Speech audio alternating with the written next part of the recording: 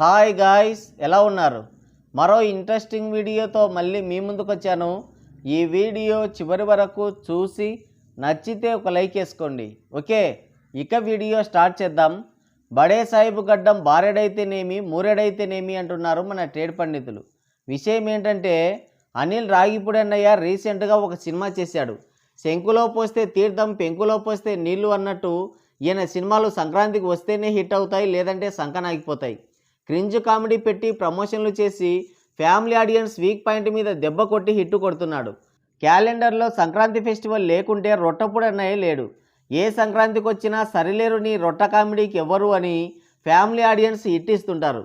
ఎంతలా అంటే ఏళ్ల తరబడి హిట్ కోసం ముఖమాచిపోయిన వాళ్ళని కూడా కమెడియన్ లెవెల్కి దిగజార్చి బట్టలు ఉతికించి వంట చేయించి పెంట ఎత్తించి కసు ఉడిపించి అంట్లు తొమ్మిస్తున్నాడు. వాళ్ళ సినిమాలు చూసి తాతలైన ఫ్యాన్స్ అంతా ఆ వంట పని ఇంటి పని పెంట పని చేస్తున్న వాళ్ళని చూసి Bechu is back, Bechu grace అని సంకల్లో నొప్పెచ్చేదాకా గుద్దుకుంటున్నారు. అనిల్ అన్నయ్య సినిమాలకి కంటెంట్ తక్కువ, పబ్లిసిటీ ఎక్కువ. సినిమా మేకింగ్ కంటే పబ్లిసిటీ ఖర్చే తడిసిపోతుంది నిర్మాతకి. అది చూసి థియేటర్కి వెళ్తే బలవంతంగా నవ్వినా ప్రయోజనం ఉండట్లేదు. రీసెంట్ సినిమా చూసుకుంటే సీరియల్ని తలపించింది. తెలివిగా రివ్యూలు చెప్పకుండా కోర్టు పర్మిషన్ తెచ్చుకొని ఆహా ఓహో సూపర్ బంపర్ అని సొంత పిఆర్ టీమ్స్తో డబ్బా కొట్టించి సంక్రాంతి సీజన్ని అడ్డం పెట్టుకొని ఫ్యామిలీ ఆడియన్స్ ఎమోషన్ని క్యాచ్ చేసుకొని వాన వచ్చినందుకు వంక పారిందే గుర్తన్నట్టు ఫేక్ కలెక్షన్ పోస్టర్లు దింపి హిట్ కిందికి చేర్చేశారు. జెన్యూన్ కలెక్షన్స్ అని చెప్తూనే 100 కోట్లకి పైగా ఫేక్ కలెక్షన్స్ యాడ్ చేశారు. ఏది ఒరిజినలో ఏది ఫేకో తెలుసుకోవాలంటే ఇప్పట్లో అయ్యే పనే కాదు.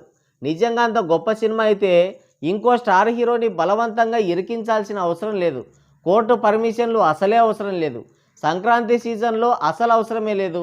రిలీజ్ తర్వాత వీళ్ళ బిల్డప్లు చూస్తుంటే ఇన్ని రోజులు మనం చూడని అద్భుతాన్ని చూపించినట్టు కలరింగ్ ఇస్తున్నారు. థియేటర్ నుంచి బయటకు వస్తే స్టోరీ కానీ సీన్ కానీ లాస్ట్కి ఒక డైలాగ్ కానీ గుర్తు రావట్లేదు ఆడియన్స్కి. సెలవులు అయిపోగానే సినిమా చూసే వాళ్ళే లేరు. కనీసం పోస్టర్ వైపు చూసే నాదుడే లేడు. పండుగ సీజన్ లేకపోయింటే 50 కోట్లు కూడా వచ్చేవి కాదు. శతకోటి దరిద్రాలకి అనంతకోటి ఉపాయాలన్నట్టు ఈ రొట్ట దరిద్రానికి ఎన్ని కథలో. సరే, మొత్తానికి సెలవులు అయిపోగానే ఆ రొట్ట సినిమా చూసే నాదుడే లేడు. 80% వరకు డ్రాప్స్ పడ్డాయి. నార్మల్ టికెట్ రేట్లు పెట్టి మళ్ళీ ప్రమోషన్లు చేస్తున్నాడు. అదే ఊపులో మన గ్రేట్ ఆంధ్ర తాతకి ఇంటర్వ్యూ ఇచ్చాడు. తాత గురించి తెలిసిందే కదా, నవ్వుతూనే పిర్రగిలుతాడు. మీ పెసాదు రజనీలాగా, కమల్, మమ్ముట్టి, మోహన్ లాల్ లాగా ఏజ్కి తగ్గ క్యారెక్టర్లు చేయొచ్చు కదా, ఎందుకు ఈ రొట్టారాటాలు అని అడిగాడు. దానికి రాగిపూడి అన్నయ్య రజనీకాంత్ని స్లో మోషన్ని వెనక ఆర్ఆర్ లేకుండా సినిమా చేయమని తెలుస్తుంది. మా పెసాదు మంచి ఊపు మీద ఉన్నాడు, డ్యాన్సులు వేస్తే తప్పేముంది, లవ్ స్టోరీలు చేస్తే ఏమవుద్ది అన్నాడు. సుఖం మరిగిన దాసరి పదం మర్చినాడంటే ఇదే కాబోలు. రొట్ట సినిమాలు తీసి 50 ఏళ్ల నుంచి సూపర్ స్టార్గా నెంబర్ 1గా ఉన్న రజనీకాంత్ అంగుళంని అంటున్నాడు. వెలకిలా పండుకొని ఉమ్మేస్తే మన ముఖం మీదే పడుతుంది అనేది మర్చిపోయినట్టున్నాడు. రజనీకాంత్ అనే వ్యక్తి బ్లాక్ అండ్ వైట్ నుంచి స్టార్ట్ చేసి ప్రజెంట్ ట్రెండింగ్లో ఉన్న మోషన్ క్యాప్చర్ వరకు అన్ని రకాల సినిమాలు చేశాడు. సోషియో ఫ్యాంటసీ నుంచి మొదలుపెట్టి సైన్స్ ఫిక్షన్ వరకు అన్ని జానర్స్ని వాడి అవతల పడేశాడు. హీరో, విలన్, సపోర్టింగ్ రోల్స్ ఇలా దేన్ని వదలలేదు. పీక్ టైంలో ఉన్నప్పుడే సపోర్టింగ్ రోల్ చేశాడు. ఇండియా నుంచి స్టార్ట్ చేసి ఆసియా మొత్తం తెలిసిన popular south Indian super star అయిన మీ పెసాదుకు ఎడ్జి ఉందంటే అది డ్యాన్స్లో మాత్రమే. నీకు ఎడ్జి ఉందంటే అది కేవలం క్రింజ్ కామెడీలో మాత్రమే. రజనీ స్టైల్ అండ్ మేనరిజమ్స్ని మాత్రమే క్యాచ్ చేసుకొని పబ్బం గడుపుకునే బ్యాచ్ తయారవ్వడం వల్లనే ఆయన ట్రోల్ అవుతున్నాడు.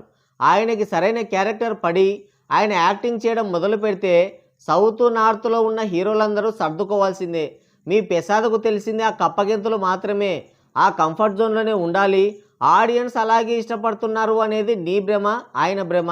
ఆ రికార్డింగ్ డ్యాన్స్ చూసుకొని ఓ ఎగురుతున్నారు. అదే నిజమైతే ఆయన ప్రతి సినిమా బ్లాక్ బస్టర్ అవ్వాలి కదా, కాలేదే.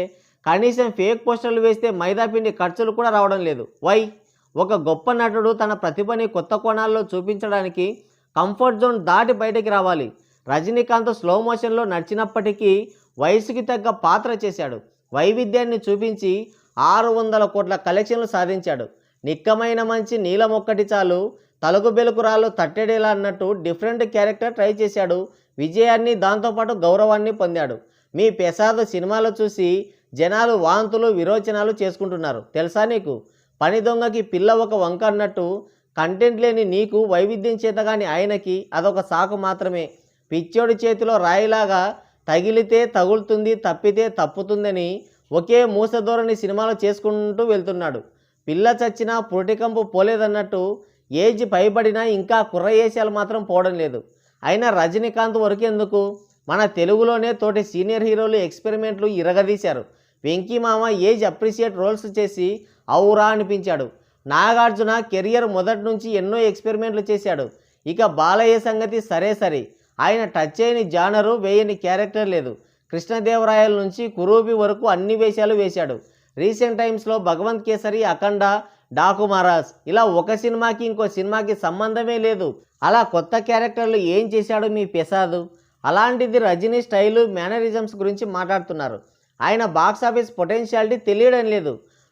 రొటీన్గా సింగిల్ జానర్లో సినిమాలు తీసుకుంటూ ట్రెండింగ్లో ఉన్న ఇన్స్టా మేమ్స్ని కాపీ చేసి ఫ్యామిలీ ఆడియన్స్ని ఎర్రిపప్పల్ని చేస్తూ సంక్రాంతికి రిలీజ్ చేసుకుంటూ సేఫ్ గేమ్ ఆడుతున్న నువ్వు కూడా రజనీ స్థాయిని విమర్శిస్తున్నావంటే అంతకంటే దరిద్రం ఇంకోటి ఉంటుందా అని మండిపడుతున్నారు మన ట్రేడ్ పండితులు. మరి అనిల్ రాగిపూడి అన్నయ్య రజనీకాంత్ గురించి చేసిన వ్యాఖ్యలపై మీ అభిప్రాయం ఏంటి? కింద కామెంట్ చేయండి. సో గాయ్స్, ఇది వీడియో. మరోసారి మరో ఇంట్రెస్టింగ్ వీడియోతో మళ్ళీ కలుద్దాం. Thank you, take care, bye bye.